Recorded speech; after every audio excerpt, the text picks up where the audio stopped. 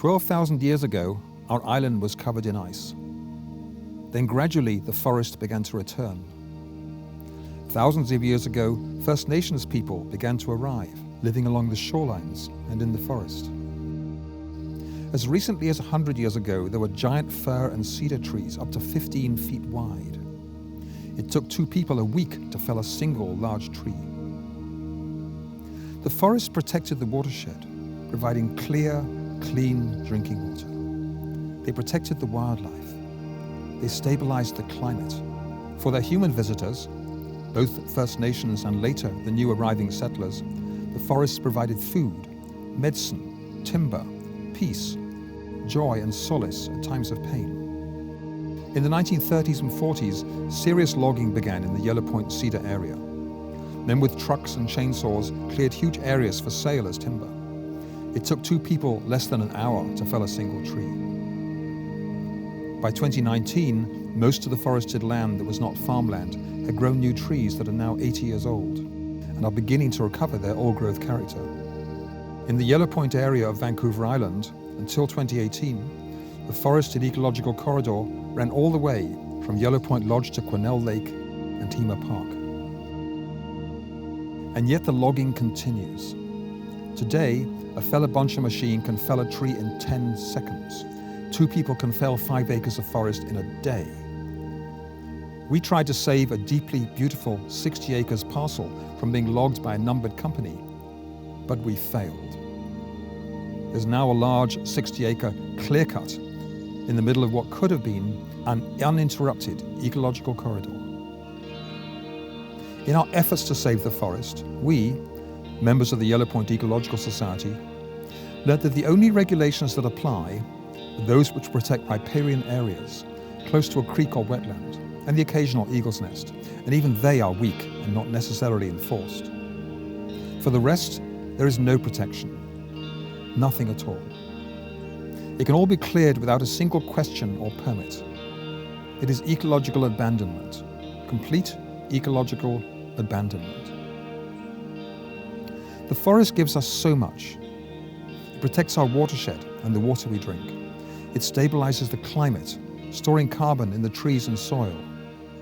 It provides us with the oxygen we breathe. It provides a home for so much wildlife. And it provides beauty and peace for us humans and harmony with nature.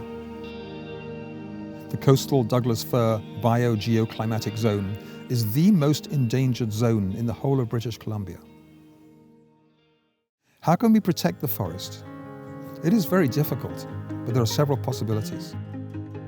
First, we can protect Somers Parkland, buying it from its owner and preserving it forever. Second, an owner can place a conservation covenant on parts of her or his forest, protecting it forever. This costs money to implement and administer, and so far, except in the island's trust, there are no tax incentives to help an owner recover the cost. Thirdly, an owner can protect most of a forest if the permitted homes are built in a cluster, protecting the rest of the forest. Fourthly, an owner who wants to get timber from the land can use ecological forest management, known as ecoforestry, instead of clear-cutting the forest. Ecoforestry uses selective cut methods of logging that keep the canopy, protect the understory and the soil, and allow natural regeneration of seedlings. Timber and income are still obtained. Locally, the Wildwood Ecoforest is an inspiring example. Other examples are the Proctor Harrop Community Forest on Kootenay Lake and the Lübeck Community Forest in Germany. And fifthly, we can try to persuade our provincial MLAs and our local government regional directors to use stronger zoning bylaws and development permit area legislation to protect much more of the forest, while still allowing private owners to build permitted dwellings and still allowing owners to log the forest using ecoforestry methods. Beauty, wildlife, fresh water, climate protection, trees, timber, ecoforestry methods of managing a forest. Forests matter. We need forest democracy. We need your personal engagement. Please join us in the Yellowpoint Ecological Society or join a local forest protection and stewardship initiative wherever you live. On our website, you can find details about our Forest Landowners Handbook and 12 ways in which you can help us protect the forest. We need you. You are the magic ingredient who can help make change happen. This becomes utopia, the happy state of being a champion for the forest.